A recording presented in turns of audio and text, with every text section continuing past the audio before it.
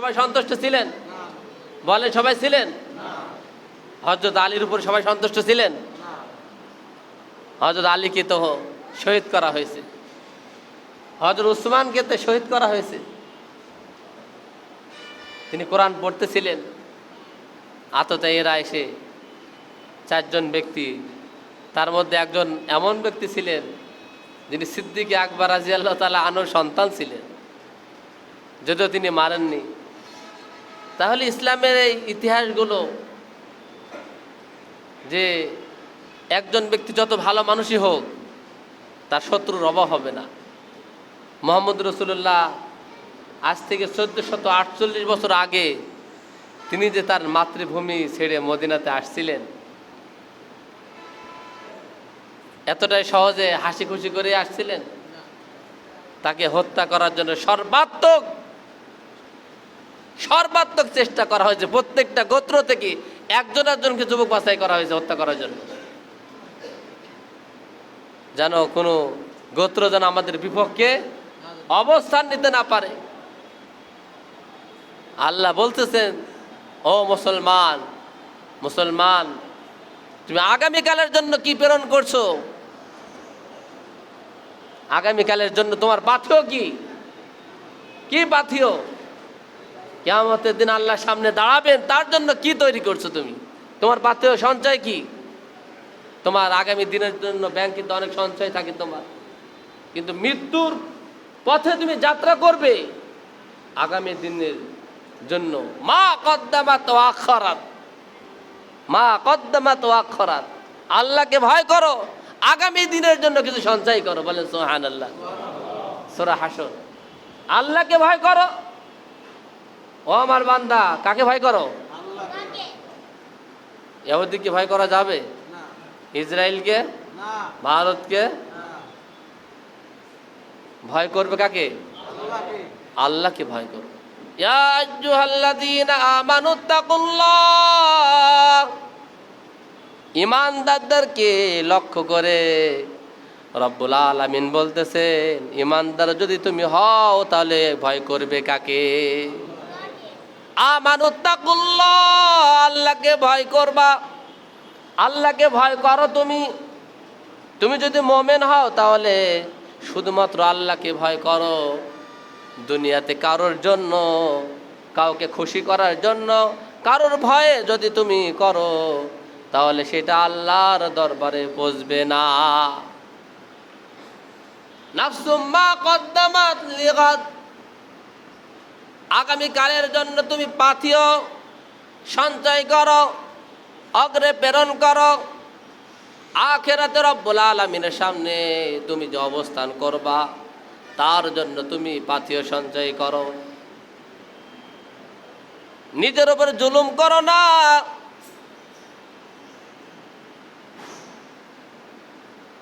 সূরা তাওবার মধ্যে রব্বুল আলামিন বলতেছেন, ইন্না ইদ্দাতাশ শুহুরি ইনদাল্লাহ ইসনা আশারা শাহরান ফি কিতাবিল্লাহ ইয়াওমা খালাকাস সামাওয়াতি ওয়াল আরদা মিনহা আরবাতুন হুরুম। নিশ্চয় রব্বুল আলামিনের দরবারে আসমান এবং জমিন যেদিন থেকে সৃষ্টি হয়েছে ওই দিন থেকে রব্বুল আলামিনের কাছে মাস হিসেবে গণনার দিক থেকে 12টি মাস। মিনহা আরবাতুন হুরুম, তার মধ্যে অন্যতম হলো 4টি মাস। এর মধ্যে হলো মুহররম, যালিকা দ্বীনুল কাইয়িম। এই মাস দুনিয়ার কোনো মানুষ, দুনিয়ার কোনো ব্যক্তি এই মাসের মধ্যে কোনো গড়মিল করতে পারবে না, একদিন আকবেশ করতে পারবে না। সুতরাং ফালা তাযলিমু ফীহিন্না আনফুসাকুম, ও মুমিনেরা, ও মানুষেরা, তোমরা এই মাসগুলোর মধ্যে বিশেষ করে নিজেদের উপরে জুলুম করবে না। প্রত্যেকটা গুনাহ হলো একটা জুলুম। গুনাহ যদি যত ছোট হোক না কেন, প্রত্যেকটা গুনাহ হলো একটা জুলুম। প্রত্যেকটা গুনাহ হলো আপনি নিজের উপর জুলুম করেছেন, প্রত্যেকটা গুনাহ হলো আপনার জুলুম, প্রত্যেকটা গুনাহ হলো আল্লাহ তাআলার নারাজি। ঠিক কিনা বলেন? প্রতিটা গুনাহ হলো জুলুম। ফালা তাজলিমু ফিহিন্না আনফুসাকুম, ও মুমিনরা তোমরা নিজেদের উপরে জুলুম করো না। নামাজ শেষ করার আগে রব্বুল আলামিনের কাছে আগে বলি, আয় আল্লাহ আমি তো জুলুম করেছি, জুলমান কাসীরা, অনেক অনেক পাপ করেছি, অনেক অনেক জুলুম করেছি। ওয়ালা ইয়াগফিরুয যুনুবা ইল্লা আনতা, রব্বুল আলামিন আপনি ছাড়া দুনিয়ার আর কেউ এই জুলুম থেকে আমাকে মাফ করনেওয়ালা আছে? জুলমান কাসীরা ওয়ালা ইয়াগফিরুয যুনুবা ইল্লা আনতা, আপনি শুধু পারেন মাফ করনেওয়ালা, মাফ শুধু আপনি করতে পারেন, ক্ষমা শুধু আপনি করতে পারেন, পবিত্র শুধু আপনি করতে পারেন। ভারতের গঙ্গা জলে যদি হাজার হাজার বার নিজের মাথাটাকে ডুবান আপনি পবিত্র, আপনি কখনো পবিত্র হবেন না। পবিত্র শুধু আত্মার দিক থেকে জুলমান কাসীরা, ওয়ালা ইয়াগফিরুয যুনুবা ইল্লা আনতা ফাগফিরলি মাগফিরাতাম মিন ইনদিক। রব্বুল আলামিন এই নম্রতা, নিজের গুনাহ স্বীকৃতি দেওয়া। মুমিন যখন গুনাহ হবে, গুনাহের সাথে সাথে সে তওবা করবে। তওবা যদি কোনো মুসলমান করতে পারে, রব্বুল আলামিন তার গুনাহগুলো মাফ করে তারে পরিপূর্ণ পবিত্র করে দে। প্রতিটা গুনাহ হলো একটা কালি, একটা হলো কালো দাগ। মানুষ যখন গুনাহ করে তার অন্তরের মধ্যে, তার কলবের মধ্যে একটা দাগ হয়ে যায়। ব্যক্তি যতক্ষণ পর্যন্ত তওবা না করবে ওই দাগটা তার মধ্যে থেকে যায়। আবার যখন একটা গুনাহ করে আবার একটা দাগ হয়ে যায়। এইভাবে যখন গুনাহ করতে করতে তার দিলটা অন্ধকারে পরিণত হয়ে যায়, এরপরে ওই ব্যক্তির কাছে আর কোনো ভালো কাজ আর তার কাছে ভালো লাগে না। বলেন নাউজুবিল্লাহ।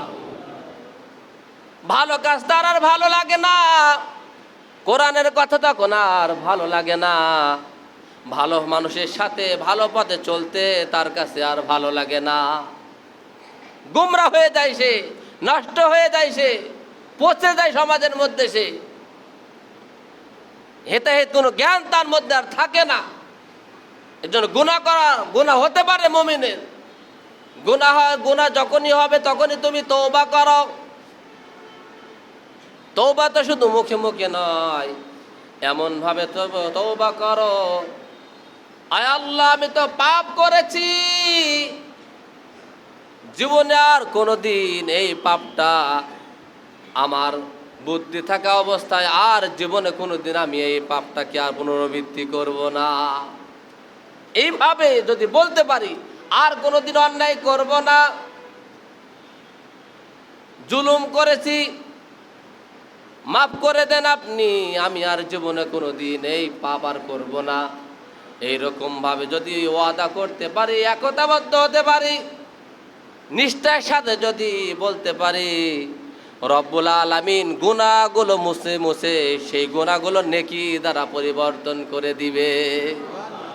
এমন ভাবে পবিত্র করবেন, দুনিয়াতে আসার সময় যে রকম পবিত্র ছিলেন রব্বুল আলামিন ওই রকম মাসুম হিসেবে আপনাকে কবুল করে নিবে। সুতরাং এই মাস গুরুত্বপূর্ণ মাস। যুবক ভাইরা, যৌবনটা কোথায় ব্যয় করতেছো একটা হিসাব আপনাকে দিতে হবে। কোথায় রাত কাটিয়েছো, কোথায় ধ্বংস করেছো, তার একটা হিসাব রব্বুল আলামিন আলাদাভাবে নিবে। এজন্য সময়টা যেন হয় আল্লাহর জন্য, আমার বলাটা যেন হয় আল্লাহর জন্য, আপনার শোনাটা যেন হয় আল্লাহর জন্য, মসজিদে যেইভাবে আসছেন আল্লাহর জন্য, ব্যবসাটাও যেন হয় আল্লাহর জন্য।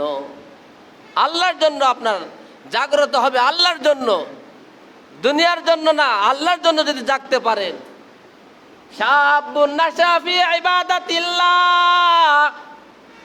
কিয়ামতের দিন ওই যুবক আল্লাহর সামনে আরশের নিচে ছায়া পাবেন, যেই যুবক তার যৌবনটাকে আল্লাহর জন্য ব্যয় করেছেন। বলে সুবহানাল্লাহ। ইবাদত তো যৌবনের ইবাদত। বৃদ্ধকালে কিসের ইবাদত? পিশাব করতে যে পায়খানা হয়ে যায়, ওযু করতে যে আবার ওযু ছুটে যায়, মসজিদ পর্যন্ত আসতে আসতে পিশাব হয়ে যায়, এই বয়সে ইবাদত কিসের? আবার ইবাদত যুবকের। যুবক একজনের ঘর ভাঙতেও পারে, আবার একজনের ঘর গড়তেও পারে তিনি। বৃদ্ধ বাঘের যেরকম কোনো ভাব চলে না, সামনে যে শিকার যায়, শিকার ধরার ক্ষমতা তার থাকে না। ওই 70 বছরের সময় আপনি, হুজুর আমি মেয়ে লোকের দিকে তাকাই না, তুমি তাকাইলেই কি আর না তাকাইলেই কি? তোমার তাকানোর কি আছে? তোমার 16 বছরের ছেলেটা তাকে কিনা দেখো, তোমার 16 বছরের মেয়েটা কি করে তাই দেখো। তোমার এখন আর কিছু নেই। আমরা মুরব্বী হয়ে গেলে সবাই আল্লাহর ওলি হয়ে যায়, পিছনের জীবনগুলো ভুলে যায়। তোমার 40 বছরে কি করেছো তুমি? কোথায় রাত কাটিয়েছো তুমি? কিভাবে সম্পদ উপার্জন করে আজকে 10 তলার মালিক হয়েছো? এখন তুমি সবাই এলাকায় সব এখন হাজি সাহেব, সুন্দর সুন্দর সুতি জামা, সাদা জামা গায়ে দিয়ে, টুপি মাথায় দিয়ে, একদম চকচকে সাদা। কিন্তু তোমার পিছনে 40 বছর কি হয়েছে? হয়েছে কিনা? যুবক তোমার হয়েছে কিনা সেটা দেখবেন আল্লাহ। এজন্য আমার ভাইরা, এই মাসের সবথেকে গুরুত্বপূর্ণ, রমজানের আগে এই মাসের মুহররমের রোজা ফরজ ছিল, রমজানের আগে। এজন্য আমরা রোজা রাখবো ভাইয়েরা। রোজা রাখার অনেক ফজিলত আপনারা জানেন। আগামী জুমার দিন হলো মুহররমের 10 তারিখ। 2টা রোজা আমরা বিশেষ করে রাখি। ইহুদি খ্রিস্টানরা রোজা রাখে, তারা একটা রাখে। আমরা কটা রাখি? 2টা রাখি, বৃহস্পতিবার শুক্রবার, অথবা শুক্রবার শনিবার। তাহলে বুধবার রাত্রে খাবার খাবেন। খাবার খাওয়া এখন সবাই জেগে থাকি আমরা, খাবার খাওয়া তো খুব সহজ নাকি? বুধবার রাত্রে খাবার খাবেন, বৃহস্পতিবার শুক্রবার 2টা রোজা রাখবেন। কোনোভাবে যদি বৃহস্পতিবার ছুটে যায়, তাহলে শুক্রবার এবং শনিবার 2টা রোজা। এই রোজা আল্লাহর নবী রাখতেন, মুসা আলাইহিস সালাম রাখছেন, নবীগণ রাখছেন। আমরা ইনশাল্লাহ রাখবো তো, ইনশাল্লাহ সবাই রাখবো তো ইনশাল্লাহ। আর নিজের উপর জুলুম করবো না ইনশাআল্লাহ।